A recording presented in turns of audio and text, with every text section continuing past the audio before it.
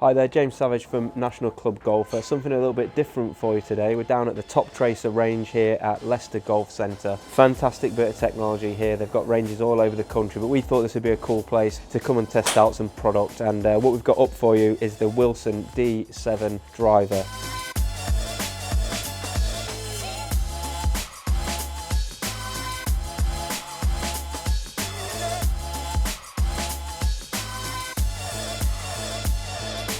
Sort of super game improvement range, the D range from Wilson replacing their sort of D300 range. So we wanted to come down here to Toptracer, use some of their technology like their longest drive games and things like that, so I can have a bit of fun testing out this Wilson D7, but also bring you some interesting data. I've got some launch monitor data of my own as well. Let's go and hit some shots. Let's go and have some fun with the Toptracer. We'll come back to you with some more numbers and feedback and a little bit more on the technology on this D7 driver.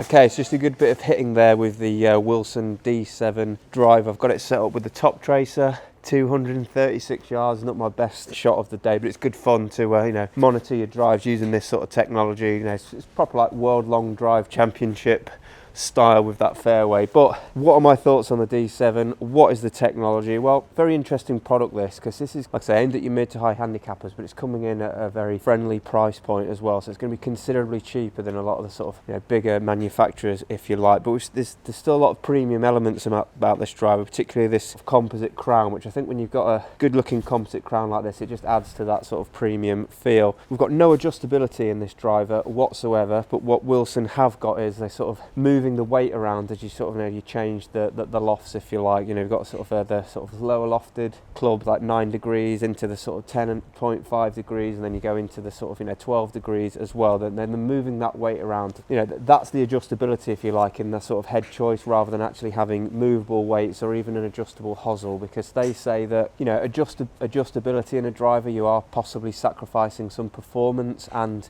adjustable drivers aren't for everyone. They can be quite confusing to some. So like I say, a really nice simple product, no adjustability, really nice sound and feel I've found on this product. And just touching on the shafts as well, Wilson have got this sort of helium shaft as sort of like a stock option, and this shaft is actually designed to work really well with this head. So that what they're saying is that if you're not really getting on very well with this shaft, if you feel like you need a heavier, maybe stronger shaft, and they're saying that probably the D7 isn't necessarily going to be the right product for you. You might be better with, say, their C100 product. So I like the thinking behind this product in the way that they're trying to just get it set up and ready for the people that it's aimed at, which is those mid to high handicappers. But like I say, I'm enjoying hitting with it. Some good drives, sort of 250, 260 yards, which I know are very good numbers for me using this Toptracer technology. So I'm going to carry on hitting a few more shots here. I know I can definitely do better than 236, so I'm going to go and hit a few more, and I'll come back to you with a little bit more of a conclusion and some more numbers.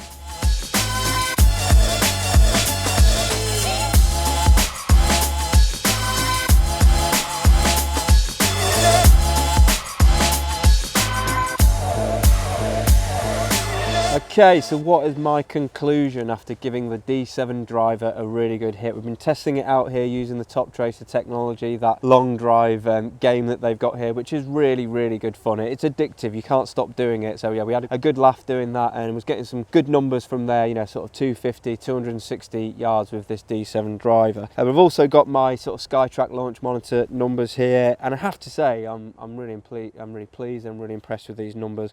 Ball speed around about 140 miles an hour, spin okay, sort of like between 2.5 and 3,000.